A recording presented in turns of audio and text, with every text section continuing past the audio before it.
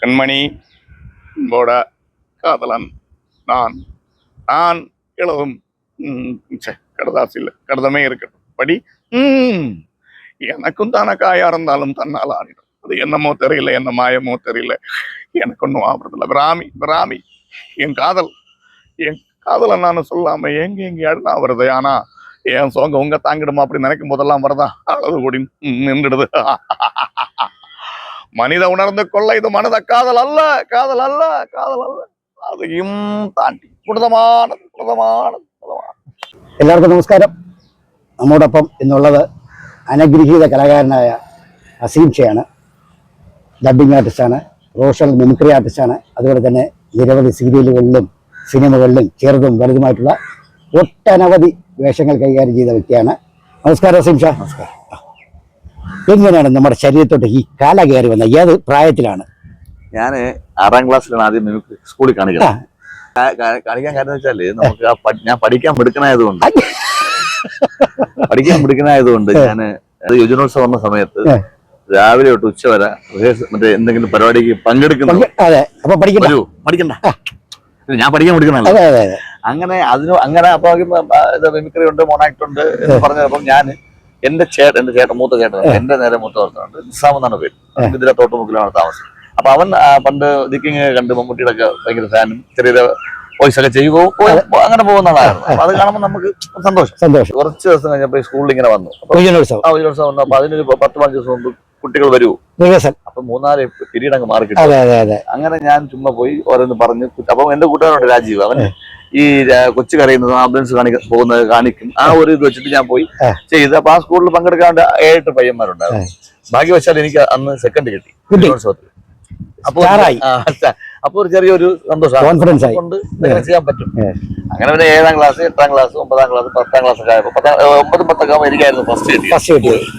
ഉപജില്ലയിലും sub ജില്ലയിലും അല്ലാതെ ജില്ലയിലൊക്കെ പ്രൈസ് കിട്ടി. അപ്പൊ ഇതിനോടൊരു ചെറിയ ഒരു താല്പര്യം തോന്നി. അങ്ങനെ 1998 അവിടെ നമ്മുടെ ബാലസംഘം എന്ന് പറയുന്ന കുറച്ച് കുട്ടികളെ ചേർത്തിട്ട് ബിജു എന്ന് പറഞ്ഞ ഒരാള് ആക്കോട്ട് പാടാൻ എന്ന സ്ഥലത്തൊരു സംഭവം തുടങ്ങി. ഇങ്ങനെ കുട്ടികളെ ക്ലബ്ബ് പോലെ, ക്ലബ്ബല്ല, ഒരു സാംസ്കാരിക വേദി പോലെ. അപ്പൊ നമ്മളവിടെ താമസം മാറി ആ ഏരിയയിലോട്ട് വന്ന സമയമാണ്. അപ്പൊ അവിടെ ചെന്നപ്പോൾ കുട്ടികളെ ഇങ്ങനെ പഠിപ്പിക്കുന്നു, പാട്ട് പഠിപ്പിക്കുന്നു, ഡാൻസ് പഠിപ്പിക്കുന്നു, നാടകം പഠിപ്പിക്കുന്നു, മിമിക്രി പഠിപ്പിക്കുന്നു. അപ്പോഴും ഞാൻ അവിടെ ചെന്നപ്പോ താല്പര്യം ഉണ്ടോ എന്ന് ചോദിച്ചു. നാടകത്തിൽ ഒരു നായകൻ ആവശ്യം. ദുഷ്യന്തൻ, ശകുന്തള, അമച്ചറാണ്. നമുക്കറിയില്ല നാടകം എന്താണെന്ന് പോലും അറിയില്ല, എഴുതാൻ മാത്രം അറിയാം. അന്ന് പിന്നെ പഠിക്കാൻ മിടിക്കാനായതുകൊണ്ട് നാടകം എഴുതാനും പഠിച്ചു. അങ്ങനെ ദുഷ്യന്തനായിട്ട് അഭിനയിക്കാൻ പറഞ്ഞു. അങ്ങനെ ദുഷ്യന്തനായിട്ട് അഭിനയിച്ചിരുന്നപ്പോ ശില്പകല എന്ന് പറഞ്ഞൊരു സമിതി എന്ന് പറയുമ്പോൾ മിമിക്സും നാടകമൊക്കെ ഉള്ള ഒരു ശിവു എന്ന് പറഞ്ഞ ആള് അവിടെ ഒരു പരിപാടിക്ക് വേണ്ടി വന്നു. നമ്മൾ ഈ നാടകം കഴിഞ്ഞിട്ടാണ് അവരുടെ പരിപാടി. അപ്പൊ അവര് നമ്മുടെ രാജീവ് ഉണ്ട്. അപ്പൊ അത് കഴിഞ്ഞിട്ട് ആ പ്രോഗ്രാം കഴിഞ്ഞപ്പം അവര് നീ ഞങ്ങളുടെ കൂടെ കൂടുന്നുണ്ടോ എന്നോട് ചോദിച്ചു. ഞങ്ങൾ കൂടാം. ശരി, നമുക്ക് സ്വന്തമായിട്ട് ബോക്സൊക്കെ ഉള്ള ടീമാണ്.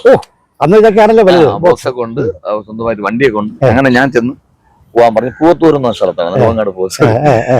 അങ്ങനെ രാവിലെ ഞാൻ അങ്ങനെ നടന്ന് 5 കിലോമീറ്റർ നടന്നാ പോകുന്നത്. നേരെ നടന്ന ചെന്നപ്പോ അവിടെ ഒരു വണ്ടി ഇപ്പം ജീവിതം. അപ്പോ പിന്നെ അങ്ങനെ ചെന്നപ്പോ അവിടെ കുറച്ച് 4-5 പയ്യന്മാര്, ഒരു വീട്, പിന്നെ സ്വന്തമായിട്ട് വണ്ടി ഉണ്ടെന്ന് പറഞ്ഞു. പ്രോഗ്രാം വണ്ടി ഉണ്ട്. എന്ത് വണ്ടിയാണെന്നറിയാവോ? ഒരു ചെറിയ മിനി ഓട്ടം. അതായത് അതിനകത്ത് ചാണകം, മണലൊക്കെ അടിക്കുന്ന വണ്ടിയാണ്. കഴുകിയിട്ട് പിള്ളേരെ കയറ്റിട്ടുണ്ട് നേരെ പരിപാടി. ആ ഓട്ടോയുടെ പ്രത്യേകത വെച്ചാൽ പുള്ളി പ്യൂർ പെട്രോൾ ഒഴിച്ചാൽ വണ്ടി ഓടൂല. മണ്ണെണ്ണ, പെട്രോള്, പിന്നെ ഈ പപ്പടം കാച്ചി എണ്ണ പുള്ളി അങ്ങ് ചെയ്ത്. അങ്ങനെ അവിടെ പോയാണ് നമ്മുടെ കലയുടെ ആദ്യത്തെ ഒരു പാഠം. പിന്നെ എങ്ങനെയാണ് ഈ പ്രൊഫഷണൽ സമിതിയിലോട്ട് കയറിയത്? നെടുമങ്ങാട് ആർട്ടിസ്റ്റ് സുരാജ് വെഞ്ഞാറോടന്റെ ഒക്കെ പ്രോഗ്രാം ചെയ്തുകൊണ്ട് ഒരുമിച്ച് പ്രോഗ്രാം ശ്രീജു നെടുമങ്ങാട് പുള്ളി ഞങ്ങൾക്ക് നമ്മുടെ ഇതിലൊക്കെ ഉണ്ടായിരുന്നില്ലേ, മുൻഷിയിലൊക്കെ ഉണ്ടായിരുന്നു. അത് വേറെ ശ്രീജു ആണ്, ഇത് വേറെ ശ്രീജു. പുള്ളി മിമിക്സ് ഗാനമേളയ്ക്ക് ഒക്കെ നന്നായിട്ട് ഋതം വായിക്കുന്നതാണ്. അന്ന് മിമിക്സ് ഗാനമേളായിരുന്നു ട്രെൻഡ്. അങ്ങനെ ആ സമയത്ത് ഞാന് ജിഷോ അതുപോലെ നമ്മൾ രാജീവ് നമ്മൾ 3 പേരും ഒരുമിച്ച് നടക്കുന്നത്. അപ്പൊ അവിടെ നാട്ടുകാർക്ക് തന്നെ ഒരു ഭയങ്കര കാര്യം. കാരണം ഒരു 3 പേരും മതമൈത്രി ഞങ്ങൾക്ക് തോന്നിയിട്ടില്ല. അവർ പറഞ്ഞപ്പോഴത് അസീം ഷാ, ജിഷോ അതുപോലെ രാജീവ് എപ്പോഴും നമ്മളെല്ലാം എപ്പോഴും ഒരുമിച്ച് നടക്കുന്നത്. അങ്ങനെ ഞങ്ങൾ 3 പേരും കൂടെ പുള്ളി ആദ്യമായിട്ട് ഒരു നർമ്മ കേരളി എന്ന് പറഞ്ഞൊരു സമിതിയിലോട്ട് നമ്മൾ ചെന്നു. അപ്പൊ അവിടെ പുള്ളി ഡയറക്ഷൻ ചെയ്യാൻ വേണ്ടി വന്നു. പുള്ളി ഞങ്ങൾ കണ്ട് പരിചയപ്പെട്ടു. പിന്നെ പുള്ളി ഞങ്ങളെ പിറ്റേ വർഷം ജോക്സ് എന്നൊരു സമിതി 2001 ജോക്സ് എന്ന സമിതി സ്റ്റാർട്ട് ചെയ്തു. പിന്നെ അവിടെ നിന്ന് മണിക്കുട്ടം വെഞ്ഞാറമൂട് ആണ് ആദ്യമായിട്ട് പക്കാ പ്രൊഫഷണൽ എന്ന് പറയുമ്പോൾ തിരുവനന്തപുരം സാരഥി എന്ന് പറഞ്ഞ ഷിബുവിന്റെ അത് ശിവണ്ണം മേടിച്ചത് 2009 മേടിച്ചാണ്. അതിന് മുമ്പ് ഡോക്ടർ മറ്റേ ഇപ്പൊ നാടൻ പാട്ടിന് ഡോക്ടറേറ്റ് എഴുതിയ ഡോക്ടർ മണിക്കുട്ടം വെഞ്ഞാറമൂട് അദ്ദേഹത്തിന്റെ സമിതി മണിക്കുട്ടം വെഞ്ഞാറമൂട് അദ്ദേഹമാണ് നമ്മൾ ആദ്യമായിട്ട് പക്കാ പ്രൊഫഷണൽ സമിതിയായിട്ട് അതിലോട്ട് വന്നു. പിന്നെ ഓരോ സമിതിക്കോട്ടെ ഐറ്റങ്ങളാണ് നമ്മുടെ സ്പെഷ്യൽ ഞാൻ ആദ്യം വന്നത് അനുകരണം സ്റ്റാർ ഷോ. അതാണല്ലോ എളുപ്പം. അത് ഫിഗറാണോ വോയിസ്? അപ്പൊ അതിലൊരു കാര്യം ചെയ്യാം, 1-2 വോയിസ്. ഓക്കെ, നമുക്ക് ആദ്യമായിട്ട് നമ്മുടെ ആദ്യം പണ്ട് ഞാൻ ചെയ്ത ഒരു വോയിസ്, ആദ്യം ചെയ്തു വന്ന വോയിസ് മധുസാറിന്റെ വോയിസാണ്. അപ്പം അന്ന് ഞാൻ 25 വോയിസ് ചെയ്തു അന്ന്. പക്ഷെ എല്ലാം എന്റെ സൗണ്ടായിരുന്നു. നമ്മൾ പറയുന്നത് നടന്മാര്, പക്ഷെ ആൾക്കാർ കേൾക്കുന്നത് എന്റെ അതേ സൗണ്ട്. കാരണം നമ്മുടെ തൊണ്ട അങ്ങനെ വന്നില്ല, സെറ്റായില്ല. പക്ഷെ പിന്നീട് കലാകാരൻ എന്ന രീതിയിൽ അനുകരണത്തിന്റെ മികവ് കൊണ്ട് തന്നെ അപ്പൊ അതിനുവേണ്ടി നമ്മൾ എന്നും റിഹേഴ്സലും അങ്ങനെയൊന്നുമില്ല. ഇല്ല, ഞാൻ ഇതിനു വേണ്ടി ഇല്ല, അങ്ങനെയൊന്നുമില്ല. ഞാൻ ഇപ്പൊ നമുക്കൊരു നടനെ കണ്ട് കേട്ട് ഇഷ്ടപ്പെട്ട ഞാൻ ആ സിനിമയിൽ നിന്ന് നേരിട്ടാ പഠിക്കുന്നത്. അല്ല ഒരാൾ ഇപ്പൊ സുനിൽ ഒരു വോയിസ് ചെയ്യുമ്പോ അങ്ങനെ പഠിച്ചു കഴിഞ്ഞാൽ ഞാൻ സുനിലിന്റെ മോഡുലേഷൻ കറക്റ്റ് ആവില്ല. അതുകൊണ്ട് എല്ലാ മിമിക്രി കലാകാരന്മാരോടും എനിക്ക് പറയാനുള്ളത്, ഒരാൾ ചെയ്യുന്നതിന് നേരിട്ട് ചെയ്യാതെ സിനിമയിൽ നിന്ന് കണ്ട് പഠിച്ചാൽ ഒരു മോഡുലേഷൻ കറക്റ്റ് സാധനം കിട്ടും. അപ്പൊ ആദ്യം ഞാൻ ചെയ്തത് മോസാറിന്റെ വോയിസ് തന്നെ ചെയ്തു. കുറെ നാളായി ചെയ്തിട്ട് ആ ഒരു പറഞ്ഞു വന്നതുകൊണ്ട്. രാഘവ, എനിക്ക് നിന്നോട് ഒരു കാര്യം പറയാനുണ്ട്. നീയും തെക്കേലെ ഭവാനിയുടെ മകളുമായി എന്താടാ ബന്ധം? ഇതാണ് പണ്ട് പറഞ്ഞോണ്ടിരുന്നത്. പക്ഷെ അന്ന് പറയുമ്പോ എന്താടാ കയറി വരും. ഇപ്പം ഞാൻ ലേറ്റസ്റ്റ് ആയിട്ട് ചെയ്യുന്നത് നമ്മുടെ പ്രകാശ് സാറിന്റെ വോയിസാണ്. ഒരുപാട് പേര് നല്ല അഭിപ്രായം പറയുന്നതാണ്. അപ്പൊ അദ്ദേഹത്തിന്റെ ഡയലോഗ്, மேக்ஸ் நீ என்ன பண்ணுவ? என்ன கோர்ட்டி கொண்டு நிக்க வைப்ப. ஆனா என்ன சொல்லும் தெரியுமா? நானும் அமிதாப் பச்சனும் க்ளோஸ் ஃப்ரெண்ட் சொல்லுவேன். எவனுக்கு நான் இந்த வீடியோ இருக்கு, உங்களை சூப்பர் ஸ்டார் ரஜினிகாந்த் நானும் பிசினஸ் பார்ட்னர் சொல்லுவேன். எவனுக்கு நான் கட்டுப்பிடிச்ச போட்டோ கிடை தூங்காத தம்பி தூங்காத சொல்லா. ஐ ലവ് യു. അടിപൊളി അടിപൊളി അടിപൊളി. ഈ തമിഴ് നടന്മാരുടെ ഒക്കെ കൂടുതൽ ചെയ്യാറുണ്ടോ? എല്ലാം മിക്സ് ചെയ്യാറുണ്ട്. പിന്നെ അവിടെ നിന്ന് എങ്ങനെയായിരുന്നു യാത്ര? അതിനുശേഷം ഞാൻ ഡബിങ്ങിലോട്ട് പോയല്ലേ? പിന്നെ ഡബിങ്ങിലോട്ട് വന്നു. ഒരുപാട് സിനിമ കൊറോണ സമയത്തായിരുന്നു ഒരുപാട് സിനിമ ചെയ്തത്. തെലുങ്ക് സിനിമകളും മലയാളത്തിലോട്ട് അത് നമ്മുടെ ന്യൂ ടി വി സനത്തോട്ടം അദ്ദേഹത്തിന്റെ ആയിരുന്നു. കൊറോണയിൽ നമുക്കൊരു ആശ്രയം. കാരണം എന്താ പറയാ, കിറ്റുകൾ കിട്ടിയിട്ടുണ്ടെങ്കിലും മറ്റുള്ള ആൾക്കാർ സഹായിക്കുന്നുണ്ടെങ്കിലും നമ്മുടേതായിട്ട് ഒരാള് കടം മേടിക്കാൻ ജോലി ചെയ്ത് നമുക്ക് അത്യാവശ്യം പേയ്മെന്റ് കിട്ടിക്കൊണ്ടിരുന്നതാണ്. അത് അങ്ങോട്ട് വിളിച്ചത് നമ്മുടെ സാബു സർഗമാണ്. സാബു ചേട്ടനാണ്. നമുക്ക് അതൊരു വലിയൊരു എന്താ പറയാ അനുഗ്രഹമാണ്. പിന്നെ തീർച്ചയായിട്ടും ഭാഗ്യം നമ്മുടെ. അതെ അതെ അതെ. അത് പിന്നെ ഞാൻ സിനിമയിലോട്ട് വരുന്നത് 2010-ലാണ്. എത്ര സിനിമകൾ ചെയ്ത് കാണും? ഞാനൊരു 10-16ഓളം സിനിമ അത്യാവശ്യം കുഴപ്പമില്ലാത്ത ക്യാരക്ടറുകൾ ചെയ്തിട്ടുണ്ട്. എനിക്ക് അതിൽ ശ്രദ്ധിക്കപ്പെടുന്ന ക്യാരക്ടർ ഏതായിരുന്നു? അത് രാജസേന സാർ സംവിധാനം ചെയ്ത ഒരു സ്മോൾ ഫാമിലി സിനിമയാണ്. അതില് വളരെ സാറിനോട് ഭയങ്കര കടപ്പാടുണ്ട്. കാരണം ഞാനൊരു ജയ്ഹിന്ദില് ഒരു പ്രോഗ്രാം സ്ക്രിപ്റ്റ് ചെയ്ത് നമ്മൾ ഓൾറെഡി സ്ക്രിപ്റ്റും ചെയ്ത് ആ കണ്ടസ്റ്റന്റിനെ സപ്പോർട്ട് ചെയ്യുന്ന ആർട്ടിസ്റ്റുകളായിട്ട് നിന്ന സമയത്ത് സാർ എന്നെ ജഡ്ജായിരുന്നു. സാർ എന്നെ കണ്ടിട്ട് സാറ് ഞാൻ എല്ലാവരും പറഞ്ഞു സാറിനോട് വേഷം ചോദിക്കണം. നമ്മളെ വേഷം സാർ തരും ചോദിക്കണം, വേഷം ചോദിക്കണം. അപ്പൊ അങ്ങനെ ഒരു 6-7 മാസം കഴിഞ്ഞ് ഈ പരിപാടി തീരാറായപ്പോൾ ഞാൻ സാറിന് സാറേ പടം ചെയ്യണമെങ്കിൽ ഒരു വേഷം തരാം, നോക്കട്ടെ എന്ന് പറഞ്ഞു. നമ്മള് പ്രതീക്ഷയില്ല. അതേ ഉള്ളൂ. അങ്ങനെ ഒരു 2 മാസം കഴിഞ്ഞപ്പോൾ സാറിന്റെ അസോസിയേറ്റ് എന്നെ വിളിക്കും. ഞാൻ സുഭാഷ് വിളമ്പല എന്നെ വിളിക്കാം. രാജശേഖരൻ മേലില്ല എന്നെ വിളിച്ചത്. എനിക്ക് രണ്ടാമത് സുഭാഷ് ചേട്ടൻ വിളിച്ചത്. ഒരു സാറിന്റെ ഇതാണ് പുതിയ പടത്തിന്റെ ഒരു വേഷമുണ്ട്, ഒന്ന് കാണാൻ വേണ്ടി വന്നത്. അങ്ങനെ വന്നു, വേഷം തന്നു. ആ ഒരു സ്മോൾ ഫാമിലി എന്ന് പറഞ്ഞ സിനിമയിൽ മൊത്തം വലിയ വലിയ ആർട്ടിസ്റ്റുകളാണ്. അതില് ആ സിനിമയുടെ ട്വിസ്റ്റ് എന്ന് പറഞ്ഞാൽ എന്റെ കഥാപാത്രമാണ്. ധനുഷ് എന്നാണ് കഥാപാത്രത്തിന്റെ പേര്. പുള്ളി മദ്യപിച്ചിട്ടൊക്കെ മദ്യപാനം ഭയങ്കര രസമുള്ള സംഭവമാണ്. അതിൽ നിന്നാണ് ഹ്യൂമറാണ്. അതിൽ നിന്നാണ് ഞാൻ നേരെ എന്നെ ആരോമ മോഹൻ ചേട്ടൻ സജി കൊണ്ടുപോകാൻ എക്സിക്യൂട്ടീവ് പുള്ളി എന്നെ ഹൗവൾഡ് ആരി സിനിമയിൽ മഞ്ജു വാര്യരുടെ. അതെ, ക്യാരക്ടർ വേഷം പിയൂൺ രാജു. ഒരു 6-7 ദിവസം ഷൂട്ട് ഉണ്ടായിരുന്നു, ഡയലോഗ് ഉണ്ടായിരുന്നു, ഡബ് ചെയ്തു. പടം ഇറങ്ങുമ്പോൾ എല്ലായിടത്തും പറയാം, എല്ലാവരും എന്നെ വിളിക്കും, സംഭവം ഉണ്ടായിരുന്നു. അങ്ങനെ സിനിമ റിലീസായിട്ട് ഞങ്ങൾ വീട്ടിലിരിക്കാം. ഇപ്പൊ ആരെങ്കിലും വിളിക്കും ആ സിനിമ. അപ്പൊ നമുക്കത് സന്തോഷമാണുള്ളത്. ഫസ്റ്റ് ഷോ 11 മണിക്കുള്ള ഷോ കഴിഞ്ഞ് ആരും വിളിക്കുന്നില്ല. 2 മണിക്കുള്ള ഷോ കഴിഞ്ഞ് വിളിക്കുന്നില്ല. 6 മണി ഷോ കഴിഞ്ഞപ്പോൾ ആരും വിളിക്കുന്നു. ഒരു 9 മണിയാകുമ്പോൾ എന്റെ കൂട്ടുകാരൻ വിളിക്കടാ, നീ ഹൗൾഡ് ഒരു സിനിമ ഉണ്ടടാ. സമാധാനമായി ഉണ്ടാ, ഞാൻ ഉണ്ട്. എന്തോ മിന്നായം പോലെ പോകുന്നവരുണ്ട്. പോലെ ഞാൻ ഡയലോഗ് മറ്റേ കത്ത് കൊടുക്കുന്നത് അത് ഇല്ലടാ, അതൊന്നും കണ്ടില്ല. ഞാൻ ഇടയ്ക്ക് മൂത്രം ഒഴിക്കാണ്ട് പോയി. അപ്പൊ അപ്പോഴങ്ങനെ വന്ന് ഇറക്കി അറിഞ്ഞൂടാകുമ്പോ ശരിയെന്ന് പറഞ്ഞാൽ നേരെ പിറ്റേ ദിവസം രാവിലെ 11 മണിക്ക് സിനിമ കാണാൻ വേണ്ടി പോയി. എന്താണെന്ന് അറിയണം. എന്റെ പൊന്നു ശ്രീയണ്ണ നെഞ്ച് കത്തിപ്പോയി. കാരണം ഞാൻ പ്രതീക്ഷ നമ്മൾ ചെയ്ത ഒരു 10-15 മിനിറ്റോളം ഉള്ള സാധനമാണ്. അത്യാവശ്യം നമ്മൾ എന്തായാലും നേരം ഉള്ളതാണ്. ക്ലോസ് ഉണ്ടായിരുന്നു. അപ്പം വലിയ ക്രൗഡാണ്, വലിയ സ്ട്രാറ്റജി ചെയ്ത വലിയ സിനിമയല്ല. അപ്പൊ നമുക്ക് ചെറിയ വേഷമാണെങ്കിൽ ശ്രദ്ധിക്കപ്പെടുന്ന വേഷം. പക്ഷെ അതിനകത്ത് നോക്കിയ പാട്ടിനിടയിൽ കൂടെ ഇങ്ങനെ നടന്നത് മറ്റേ വിജനതയിൽ പോകുന്നു. പിന്നെ മഞ്ജു ചേച്ചിയും വിനയ് ഫോട്ടോട് സംസാരിക്കുമ്പോൾ അതിനിടയിൽ നടന്നു പോകുന്നു. പിന്നെ ഞാൻ പറഞ്ഞ ഡയലോഗ് മൊത്തത്തിൽ കട്ട് ചെയ്തു. നേരെ നമ്മുടെ അതിൽ ബോസ് ചേട്ടനായിരുന്നു, ചീഫ് അസോസിയേറ്റ്. അതെ, നമ്മളെ ബോസ് ഇവിടെ പേഡ് ബോസ്. ഞാൻ വിളിച്ചിട്ടോ, ചേട്ടാ ഇങ്ങനെ സംഭവം സിനിമയാണ്. ഒരുപാട് പോർഷൻസ് ഒക്കെ ഒരുപാട് നമ്മൾ ഡിലീറ്റ് ചെയ്ത് കളഞ്ഞു. മഞ്ജുവാരുടെ തന്നെ ഒരുപാട് നല്ല സംഭവം, റിസ്ക് എടുത്ത സംഭവം തന്നെ ഡിലീറ്റ് ചെയ്തു. അത് വരും ഓരോരുത്തർ ഇതല്ലേ, കുഴപ്പമില്ല, വിഷമിക്കണ്ട, നമുക്ക് അടുത്ത് നോക്കാം. തീർച്ചയായിട്ടും സിനിമ അങ്ങനെയാണ്. അപ്പൊ നമ്മൾ അതില് വിഷമിച്ചിട്ട് കാര്യമില്ല. കാരണം നമുക്കൊന്നും നഷ്ടപ്പെട്ടാൽ വേറെ ഒരുപാട് വരും. പ്രതീക്ഷിക്കും. അതൊക്കെ പോട്ടെ. ഈ നമ്മുടെ പ്രൊഫഷണൽ നമ്മുടെ മിമിക്രി കളിക്കാൻ പോകുമ്പോഴേ പല സ്ഥലങ്ങളിൽ, അമ്പലങ്ങളില്, പള്ളികളില്, പല സ്ഥലങ്ങളിൽ ഇതിൽ പോകാറുണ്ട്. അപ്പൊ ചിലത് 2 കളി കാണും, ചില 3 കളിയും കാണാം. ഇപ്പൊ അതൊന്നുമില്ല. ഇല്ല, ഞാൻ കലാകാരനാണ്. ഇനി ജാതിയില്ല, മതമില്ല, രാഷ്ട്രീയമില്ല. കൂടെ കൂടുന്നവന്റെ ജാതി ഏതാണെന്നോ, അവൻ കറുപ്പാണോ വെളുപ്പാണോ, അവന്റെ പൂന്നൂലിട്ടിട്ടുണ്ടോ, അല്ലെങ്കിൽ അവൻ ഹിന്ദു ആണോ മുസ്ലിം ആണോ ക്രിസ്ത്യാനോ ഞാൻ ചോദിക്കാറില്ല, ചോദിക്കാൻ പാടില്ല. കാരണം കലാകാരനാണ്. എന്നെ കൊണ്ടുവന്ന ഗുരുനാഥനും എന്നെ പഠിപ്പിച്ചിട്ടുള്ളത് കലാകാരനായിരിക്കും, മനുഷ്യനായിരിക്കും. നമ്മൾ അമ്പലത്തിൽ കഴിക്കും, പള്ളിയിൽ കഴിക്കും. സീസണിൽ അല്ലെങ്കിൽ ഇപ്പൊ ഈ കഴിഞ്ഞ 22 വർഷത്തിൽ ഏറ്റവും കൂടുതൽ എന്റെ വീട്ടിലായി മേടിച്ചിട്ടുള്ളത് അമ്പലത്തിലെ കാശാണ്. അത് അമ്പലത്തിലെ കാശാണ്, അത് ഉപയോഗിക്കാൻ പാടില്ല. എന്റെ വീട്ടുകാരങ്ങനല്ലോ, എന്റെ ഉമ്മാക്കും എന്റെ വീട്ടുകാർക്കും എന്റെ വൈഫിനല്ല അമ്പലത്തിലെ പൊങ്കാല ഭയങ്കര ഇഷ്ടമാണ്. അത് നമ്മൾ കഴിഞ്ഞ എവിടെ നിന്ന് കിട്ടി അപ്പൊ കൊണ്ട് കൊടുക്കും. അടിയൊന്നും കിട്ടിയിട്ടുണ്ട്? അടിയൊന്നും കിട്ടി താമസിച്ചതിന് അടിയില്ല, നല്ല പച്ച ചെറിയ കിട്ടിയിട്ടുണ്ട്. ഞങ്ങളുടെ കുഴപ്പം കൊണ്ടല്ല, ഞങ്ങളുടെ കൂടെ സെലിബ്രിറ്റീസ് ഒക്കെ താമസിച്ചു കിട്ടിയിട്ടുണ്ട്. പിന്നെ കൊല്ലത്ത് വെച്ച് ഈയിടെ കഴിഞ്ഞ വർഷം കൊല്ലത്ത് വെച്ച് 2-3 പേര് ഇരുന്ന് ടച്ചിന് പോകുന്നു. അപ്പം ഞാനാണ് അനൗൺസ്മെന്റ് ചെയ്യുന്നത്. എല്ലാ ഇതിലും ഞാനാണ് അനൗൺസ്മെന്റ് ചെയ്യുന്നത്. പ്രിയമുള്ളവരെ, പ്രോഗ്രാം സമാരംഭിക്കായി അതിന് മുന്നോടിയായി വേദിയിലേക്ക് വിളിച്ച് വിശ്വാൻ സാധ്യതയുള്ള മുഴുവൻ ദീപാലങ്കാരങ്ങളും അണച്ചുതന്ന് ഞങ്ങളോടൊത്ത് പരിപൂർണമായി സഹകരിക്കണമെന്ന് താഴ്മയായി. ഇത് പറയുമ്പോഴും 2 മൂന്ന് കൂയിക്കൊണ്ടിരിക്കുക. ഗണപതി ഗാനം കഴിഞ്ഞ ഒറ്റ ട്രിപ്പിന് പരിപാടി ഒറ്റ ഇലം കയറി പോവുക, ഇല്ലെങ്കിൽ പരിപാടി താന്നു പോകും. ഗണപതി ഗാനം കഴിഞ്ഞിട്ട് കഴിഞ്ഞ ഉടനെ അനൗൺസ്മെന്റ് ഉണ്ട്. നിങ്ങൾക്ക് നന്ദിയെല്ലാം പറയണമല്ലോ. നിങ്ങൾക്ക് ഇവർക്കും തിരുവനന്തപുരം ഹാസ്യകലയുടെ ടെക്നിസി കോമ്പറ്റീഷനിലേക്ക് സ്നേഹോഷ്മമായ സ്വാഗതം. മ്യൂസിക് അത് പഞ്ച കാണിക്കുമല്ലോ. അത് നമ്മൾ പണ്ടായിരുന്നു.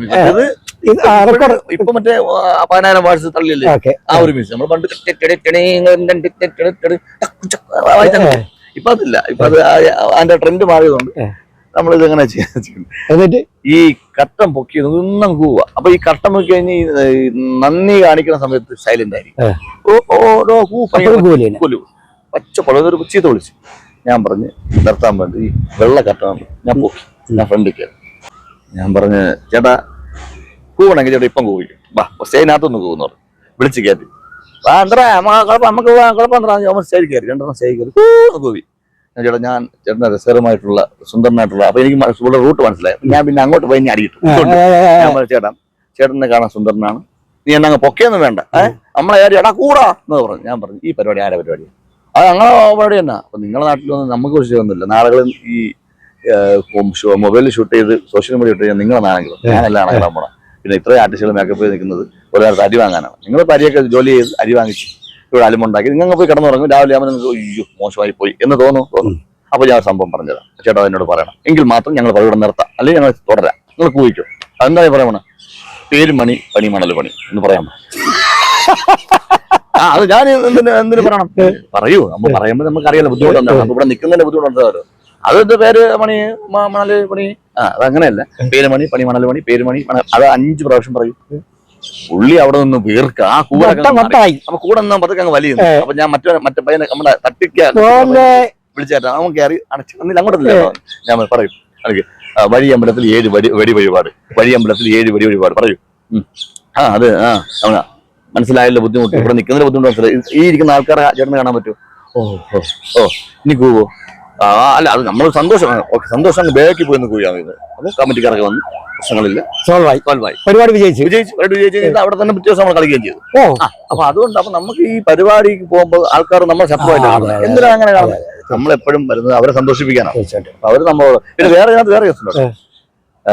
ഈ ആദ്യമേ അവർ വിലയിരുത്തും, ഓരോരുത്തർ 3 കിട്ടും. 20 ജാടയാണ്, 20 മുടയാണ്. എനിക്ക് പറയാനുള്ളത് പരിചയമില്ലാത്ത ഒരാളെ നമ്മൾ അവരുടെ ഐഡന്റിറ്റി അറിയാതെ, അവരുടെ സ്വഭാവം അറിയാതെ അവരെ വിലയിരുത്തരുത്. അതാണ് ഞാൻ ആടുത്ത് അധികം അങ്ങനെ മിണ്ടുന്ന ഒരാളല്ല. എനിക്കിപ്പോ പരിചയം ഉണ്ടെങ്കിൽ മാത്രമേ ഞാൻ ഇങ്ങനെ ആക്കുമ്പോ എന്റെ മുഖത്ത് മുട കിടപ്പുണ്ട്. അത് ഞാൻ ഇപ്പൊ ഈ ഇടയ്ക്ക് ഒരു 4-5 വർഷത്തിനകത്താണ് അത് മനസ്സിലാക്കിയത്. കാരണം മുമ്പ് ഇരിക്കുമ്പോ ഞാൻ ആരുടെ ഇങ്ങനെ ആക്കിയിട്ട് പോകാം. അതാണ് മൈൻഡ്. അപ്പൊ ഞാൻ അവിടെ എന്റെ മനസ്സിൽ ചിരിക്കുന്നുണ്ട്, പക്ഷെ മുഖത്ത് വരുന്നില്ല. അപ്പൊ ജാടയൊന്നും തോന്നുന്നു, അങ്ങനെ ഒരു പ്രശ്നമുണ്ട്. അപ്പൊ അതുകൊണ്ട് എല്ലാവരും കേൾക്കാൻ ഞാൻ പറയാം, ഞാൻ ജാടയില്ലാത്തൊരു പാവപ്പെട്ട മനുഷ്യനാണ്. അധികം മിണ്ടാറില്ല, ഇങ്ങോട്ട് മിണ്ടാൻ വന്നാൽ സംസാരിക്കും, അത്രേ ഉള്ളൂ. അതൊക്കെ പോട്ടെ. പ്രണയിച്ചിട്ടുണ്ട് ആരെങ്കിലും? അയ്യോ പ്രണയം, ഞാൻ വലിയൊരു പ്രണയനാണ്. കാമദേവൻ അങ്ങനല്ല, പ്രണയിക്കൂ. ആരൊക്കെ പ്രണയിക്കണം? പ്രണയിക്കുന്ന എനിക്ക് വൈകി പ്രണയമാണ്. ഞാൻ ഒരു ഭാര്യ കണ്ടോണ്ടിരിക്കുന്നത് ഭാര്യയല്ലേ, ഞാൻ പ്രണയിച്ചല്ലേ. അതാണ് കഥയിലോട്ട് വരുന്നത്. പ്രണയം വെച്ചാൽ വൈഫിനെ ഞാൻ 9 വർഷമായിട്ട് പ്രണയിച്ചു. എത്രാമത്തെ വയസ്സിൽ? ഞാൻ 10ാം ക്ലാസ് പഠിക്കുന്നു. അയ്യോ, ആ കുഞ്ഞ് പാവം 8ാം ക്ലാസ് പഠിക്കുന്നു.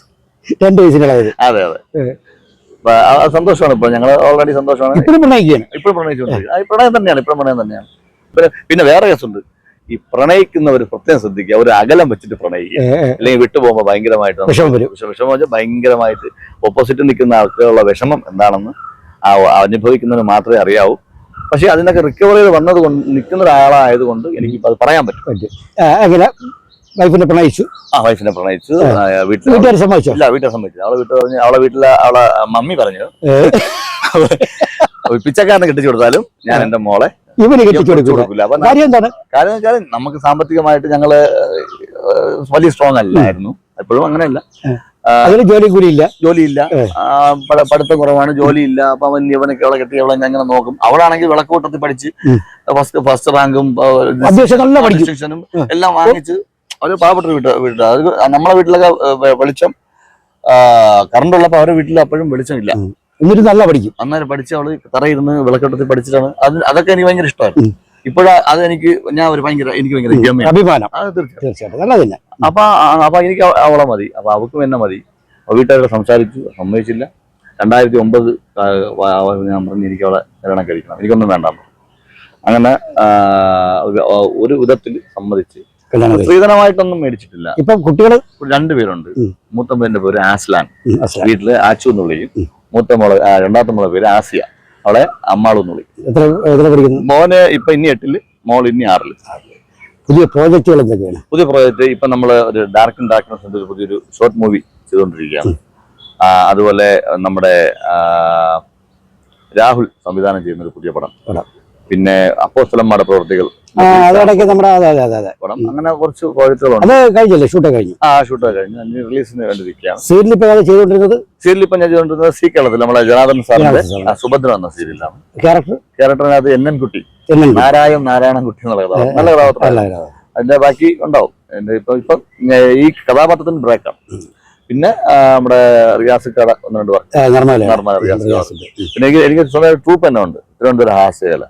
അതിന്റെ പിന്നണിയിൽ അണിയറ പ്രവർത്തനം നടന്നുകൊണ്ടിരിക്കുന്നു. അപ്പൊ ഈ കാണുന്നവർക്ക് ഹാസ്യകലയെ പറ്റി? തിരുവനന്തപുരം ഹാസ്യകല ഇപ്പൊ നമ്മൾ കളിച്ചുകൊണ്ടിരിക്കുന്നത് take it easy comedy show ആണ്. അതില് നെൽസൺ സൂര്യനാടാണ് അതിൽ ലീഡ് ചെയ്യുന്നത്. സന്തോഷ് കളഞ്ഞൂര്, രതീഷ് വൈക്കം, പ്രമോദ് തലച്ചർ, അങ്ങനെ കോമഡി സ്റ്റാർസിലുള്ള ഒരുപാട് ആർട്ടിസ്റ്റുകളുണ്ട്. വിഷ്ണു വൈക, അങ്ങനെ നല്ല ഒരു പറ്റം കലാകാരന്മാരും. അതുപോലെ ഡാൻസേഴ്സ് അമൃത ടിവിയുടെ D4 ഡാൻസിലെ ഫസ്റ്റ് കിട്ടിയ ടീമാണ്. അപ്പൊ ആ ടീമിനെ വെച്ചിട്ട് 2.25 മണിക്കൂർ ഗംഭീര പ്രോഗ്രാം ഇപ്പൊ ഒരു 60 പ്രോഗ്രാമിന് മേളിലായിട്ടുണ്ട്. അപ്പോൾ കഴിയുന്നതും ഹാസ്യരെ സഹായിക്കുക. പുതിയ വർഷത്തിൽ നമ്മൾ ജൂൺ ആദ്യവാരം മുതൽ പുതിയ പ്രോഗ്രാം നമ്മൾ സ്റ്റാർട്ട് ചെയ്യുന്നുണ്ട്. അതിന്റെ വിശേഷങ്ങൾ പിന്നീട്. അപ്പൊ എന്തായാലും അസീം ഷയ്ക്ക് ഇനി ഒരുപാട് അവസരങ്ങൾ സിനിമയിലായിരുന്നാലും സീരിയലിലായിരുന്നാലും ഈ പറയുന്ന പ്രോഗ്രാമുകളായിരുന്നാലും ഗൾഫ് ഷോകൾ ഒരുപാട് കിട്ടട്ടെ. എന്തായാലും നേരത്തെ പറഞ്ഞ പോലെ തന്നെ 2 വീലർ ഇപ്പം ദൈവത്തിന്റെ അനുഗ്രഹം കൊണ്ടുണ്ട്. ഇനി കാറും വീടും ഒരുപാട് വിമാനവും. നമ്മളൊക്കെ സ്വപ്നമൊക്കെ വലുതാണ്. വലുതാണ്. എന്തായാലും എല്ലാ സ്വപ്നങ്ങളും നടക്കട്ടെ. എല്ലാവിധ ആശംസകളും. Thank you.